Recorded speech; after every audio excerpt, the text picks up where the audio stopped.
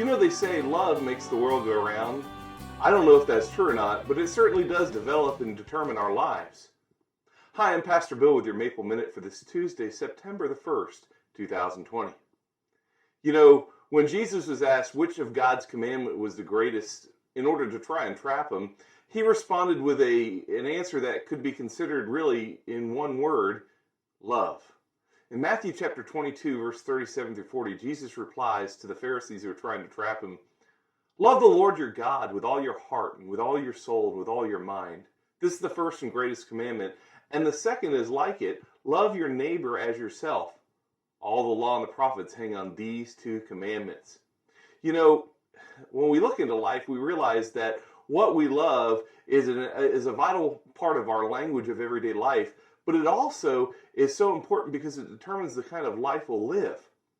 You see, what we have to realize in our in our Christian lives, we have to realize that God made us for a relationship.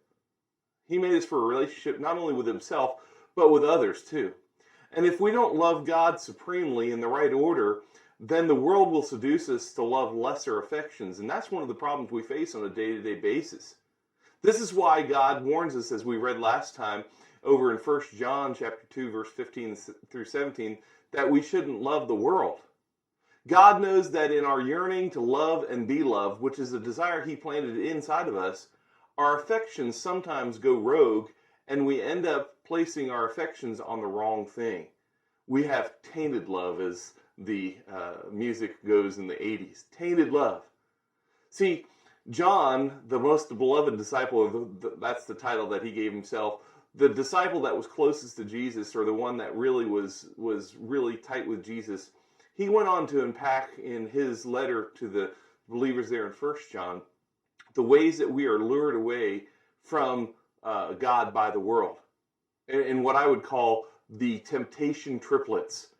And these temptation triplets, they compete for our hearts, and they're universal and they're displayed in different ways in our lives.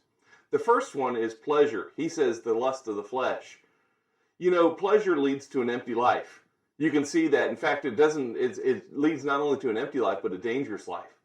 Solomon, the wisest man to have ever lived, he concluded that it was vanity. Vanity is waste of time. It's like trying to catch the wind. It's like a busted dream. He tells us that over in if you want to look it up in Ecclesiastes 2, chapter 2, verse 1, he tells us that it was a waste of his time when he went after to see what pleasure would bring to his life. And so many of us, that's what we find our hedonistic culture doing.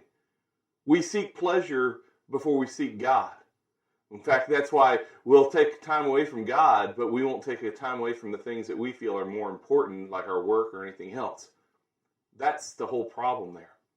Number 2 in the triplets is possessions, or the lust of the eyes. Again, we can see from the trial and error approach that Solomon took over in the book of Ecclesiastes, he tells us there that he tried everything. He had all the works of his hands he did. In fact, you can find this over in Ecclesiastes chapter 2 in the following verses, but in verse 10 especially. And then you find over in Proverbs chapter 27, verse 10, he writes a warning to us that we shouldn't waste our time seeking after possessions. We should really cultivate the people in our lives.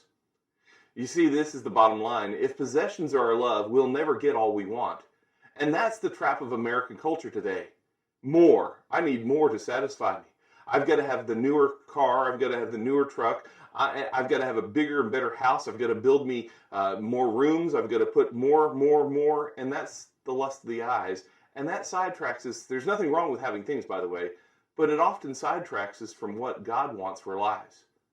Possessions often take us away from God. The third of the triplets is power, or as John would have said, the pride of life. Pride comes down to our efforts to wrestle control of life away from God. And this is probably the big one for each one of us. Because a lot of us, we wouldn't consider ourselves to have a lot of things. A lot of times we don't consider ourselves fortunate enough to find enough pleasure in life to really seduce us. But power, it's not power as in I control other people. It's the power or the trip that I want to control myself. I want to control my life. We want to call our own shots and have God approve them by blessing us. In fact, that's what a lot of Christians do. We ignore God. We show up at church on Sunday and say, God bless me.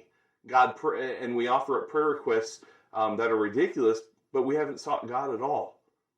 See, the bottom line is, in all three of these areas, we all have weaknesses, don't we? I know that I struggle with some of these, but let me ask you, which of these three is yours? Is it pleasure, the lust of the flesh? Is it possessions, the lust of the eyes? Or is it power, the pride of life? Many things will compete for a first love status in your life, and each one will be rooted in the pursuit of pleasure, possessions, or power. The best prevention against these, though, the surest way to keep your heart from being overgrown with a lesser affection, as we would say, is to do what Jesus told us to do there in Matthew chapter 22. He said, love the Lord your God with all your heart, with all your soul, and with all your mind. You see, the bottom line today is how you respond to Jesus' claims on your life, God's claims on your life, will determine the quality of your life, your destiny, and even your legacy. So what kind of story are you writing today? Better yet, are you being intentional about the life you're trying to lead? Love God, not the world.